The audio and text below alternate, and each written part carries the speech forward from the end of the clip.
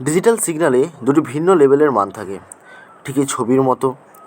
3.5 volt থেকে 5 ভোল্টকে আমরা high বলবো এবং 0 ভোল্ট থেকে 1 ভোল্টকে আমরা লো বলবো। এটি হলো পজিটিভ লজিক ডিজিটাল সিগন্যাল। ঠিক এর উল্টোটি হলো নেগেটিভ লজিক ডিজিটাল সিগন্যাল, অর্থাৎ এখানে 3.5 ভোল্ট থেকে 5 ভোল্টকে লো এবং 0 ভোল্ট থেকে 1 ভোল্ট হলো হাই। তোমরা জানো যে কম্পিউটার 0 ও 1 ছাড়া কিছু বোঝে না, তাই বেসিক ডিজিটাল সার্কিটকে 0 ও 1 দিয়ে বোঝা যাক। বেসিক ডিজিটাল সার্কিটের অপারেশনগুলির নাম হলো অ্যান্ড, অর, নট। প্রথমে আমরা বুঝবো অ্যান্ড অপারেশনকে। এটিকে ডি এর মতো দেখতে, যার বাঁ দিকের অংশ হলো ইনপুট অর্থাৎ যেখানে সিগন্যাল দেওয়া হয়, ও ডান দিকে একটি আউটপুট সিগন্যাল পাওয়া যায়। এই গেটের বৈশিষ্ট্য হলো যদি প্রতিটি ইনপুটে সিগন্যাল 1 হয় তাহলেই আউটপুট সিগন্যাল 1 হবে, অন্যথায় 0 হবে। অর গেট দেখতে অনেকটা এরকম।